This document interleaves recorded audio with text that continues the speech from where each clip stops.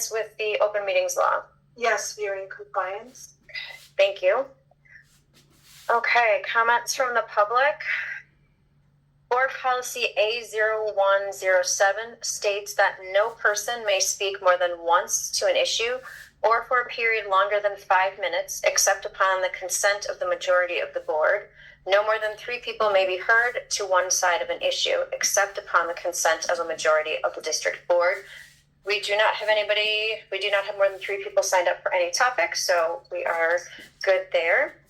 I want to remind the public that negative public comments identifying specific personnel via name or position are not appropriate for presentation to the board in public session. The board will not be responding to any matter in adherence to the state of Wisconsin open meetings law, which prevents a governmental body from discussing any specific item that was not publicly noticed on the agenda. And the first person signed up is Jennifer Wade.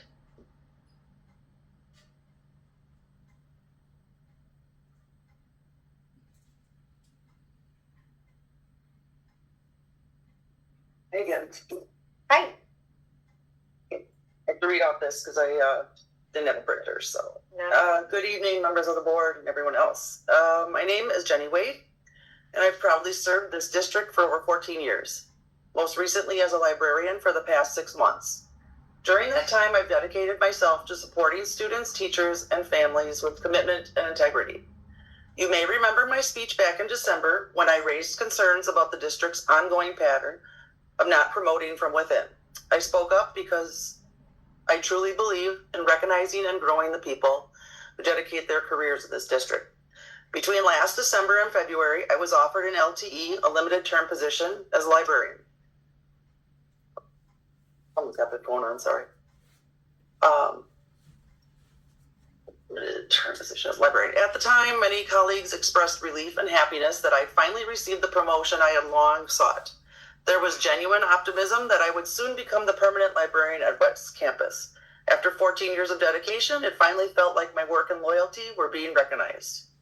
For that initial LTE promotion, I passed both parts of the interview and was praised for how well I did. Yet when it came time to fill the position permanently, I didn't even get past the first round of the interviews. Everyone who knew my record and had seen my performance was completely shocked. That abrupt change in outcome coming right after I spoke up about promotions to the board raises serious questions about fairness and motive. During this time, I also requested to return to my old position, which had remained vacant the entire time I served as librarian. That vacancy left my former team short-staffed for months, and staff repeatedly expressed frustration about the strain it caused and the negative impact it had on students who deserved full support. Unfortunately, the people who made those decisions, the ones that left our schools struggling, sit in this room tonight. Not long after I raised those concerns and making that request, I lost my position entirely. To me and to others who have followed this situation, the timing appears suspicious and retaliatory. It sends a troubling message to employees who might want to speak up for fairness or improvement, that doing so could cost them their jobs. After losing my position, I lost all income, all health insurance, and all benefits. I requested a severance package just as the other 4 individuals from DEI were receiving, but I was told no. So just a few months before the holidays, I sit here, I find myself jobless, incomeless, and without insurance. It's just me and my young son, and this experience has placed a tremendous emotional and financial burden on us both. And yet, this administration continues to promote a message of unity and collaboration, emphasizing partnerships like MATC and talking about coming together for students. But eliminating both the library position and the DEI department does the opposite. It is a disservice to our students and contradicts the very values this district claims to uphold.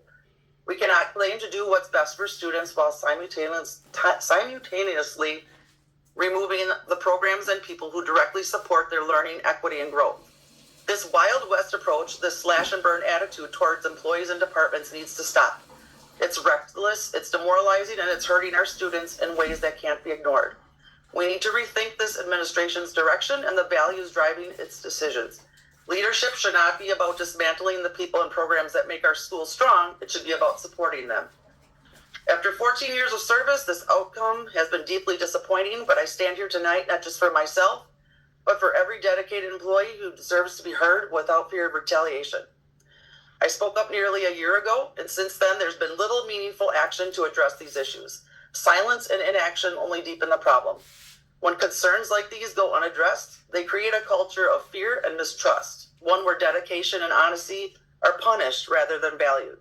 So tonight, I'm calling for immediate and decisive action. I am formally requesting my reinstatement to my old position with back pay and full benefits, and a public investigation into the circumstances surrounding my termination and the district's handling of internal promotions.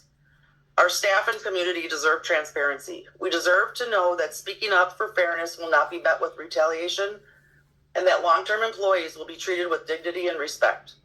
We cannot build a culture of trust or excellence if those advocate for improvement are pushed out. Our students watch how we lead, and they learn integrity from the example we set. Most management and administration in this room are all fairly new. They are also the ones who have participated in letting go of all these long-term employees, and they should be ashamed of themselves. This is not the MATC the rest of us know. This is not how MATC runs. This is not what we do here. I ask this board to take a stand tonight for fairness, transparency, and accountability, not just in principle, but through concrete action. Thank you for your time and your commitment to doing what's right.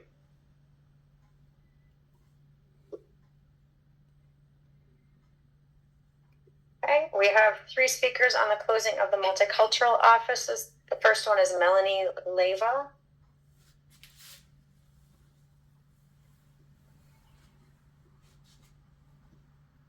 Point of order. I'm concerned that the last presentation was of a nature that should not have been heard by the board because it pertains to specific individuals' employment status. I'm concerned that that may also be the content of the next 2. And I think we need a reason for that concern is that, as we all know, the board stands as at the top of the appellate structure within the organization.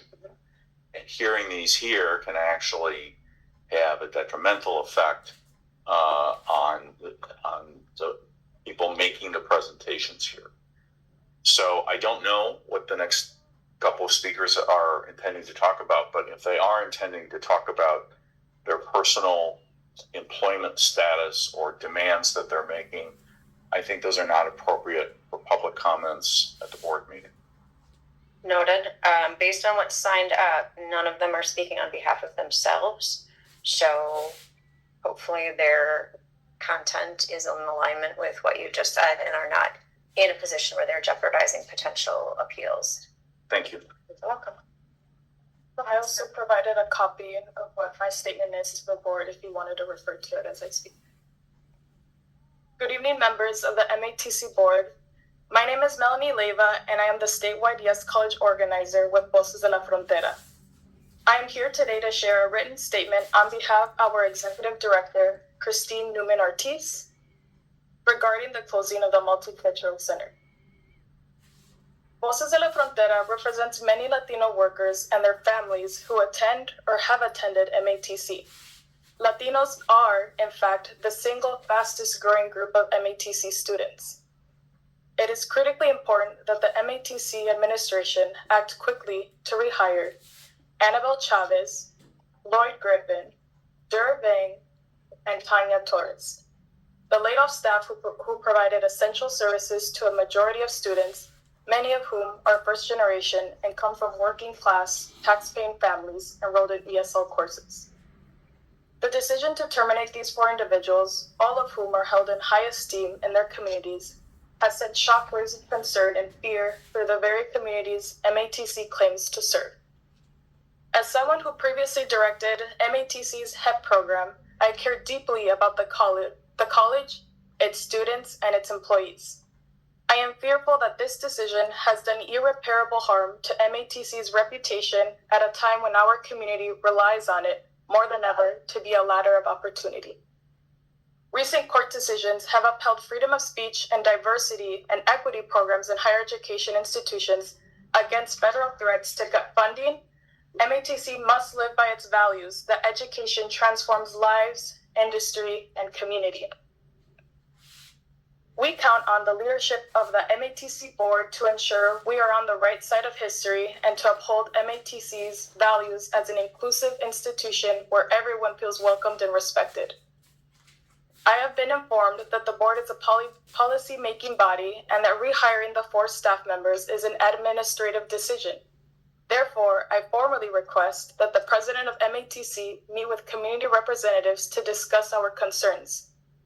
Additionally, it was undoubtedly a policy decision to eliminate the long-standing, effective, and treasured Multicultural Center, and the board can take a position on that. We urge MATC to stand up for Latino, Black, Indigenous, Asian, and LGBTQIA+ students who rely on these services and support. There is no basis for removing these successful programs other than capitulating to prejudice at a time of escalating attacks on our communities and our democratic rights. We call on the MATC president to work with community organizations, staff, and unions, and for the board to reinstate these employees so they can continue delivering critical services to students of color and LGBTQIA+ students. This request aligns with MATC's stated values of empowerment, inclusion, innovation, integrity, and respect. Thank you. Thank you.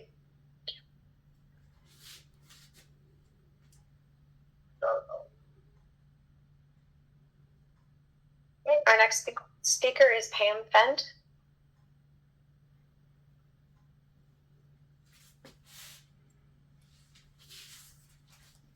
Good afternoon, Chair Case and members of the board. Thank you for allowing us to speak today. My name is Pam Fendt. I'm the president of the Milwaukee Area Labor Council, and I'm appearing here today on behalf of the Labor Council and the Multicultural Coalition to Reclaim MATC. We originally gathered under the name Restore the Four, and we are a network of community organizations and concerned individuals. Now, we understand from the communication that you sent today that we will not discuss individual personnel issues, but as a labor organization, we are deeply concerned about the termination of 4 employees of color from MATC in August. As members of this, of the greater Milwaukee community, we remain united on this issue. This is the 3rd board meeting where the discussion of services to students and staff of color is being brought forward by the community. The solutions being offered don't seem to acknowledge the efforts accomplished to serve multicultural students at MATC, nor is the harm by taking them away being acknowledged. This coalition does not agree that the proposed services to replace the Multicultural Center will adequately serve the needs of the student body, and so we are calling on the board to reconsider the decision to close it and to consider a decision to reopen it. Thank you very much. Thank you. And the 14 organizations that make up the coalition are listed on the letter that you all received. Thank you. Thank you. Our final speaker is William.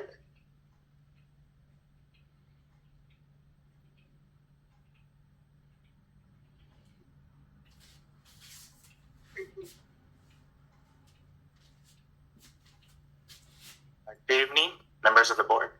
My name is William Xiong, and I serve as the Executive Director of Shee Community of Milwaukee, an organization rooted in the belief that education and cultural identity goes hand in hand. I'm here today to speak in strong support of restoring the 4 advisors of MATC's Multicultural Center. Although I didn't attend MATC myself, I did attend UW Milwaukee, and I'll never forget what it felt like to step into campus as a freshman. It was a whole new world. I had an advisor for my major, yes, but the place where I truly felt seen, heard, and understood was the Multicultural Center. It was there that I found the courage to open up, to ask questions I didn't know I was allowed to ask, to dream bigger than I thought possible. It wasn't just about academics. It was about belonging. Being surrounded by people who shared my culture, my experiences, and my hopes all made all the differences. It helped me grow not just as a student, but as a person. That's why I'm deeply concerned about the decision to remove the 4 advisors of MATC's Multicultural Center. These individuals weren't just staffs. They were anchors for students navigating unfamiliar waters. They were mentors, advocates, and cultural guides. Their absence leaves a void that cannot be filled by general advising alone. We cannot afford to treat equity as optional.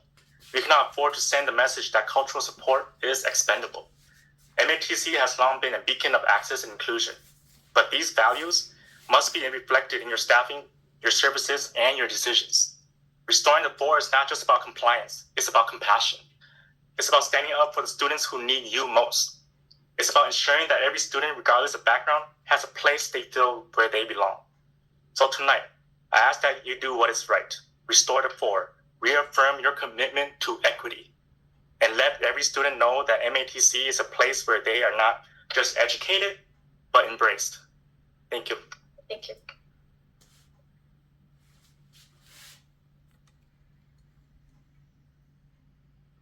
As a reminder, the board will not be responding to any matters in adherence to the state of Wisconsin open meetings law, which prevents a governmental body from discussing any specific item that was not publicly noticed on the agenda. Thank you.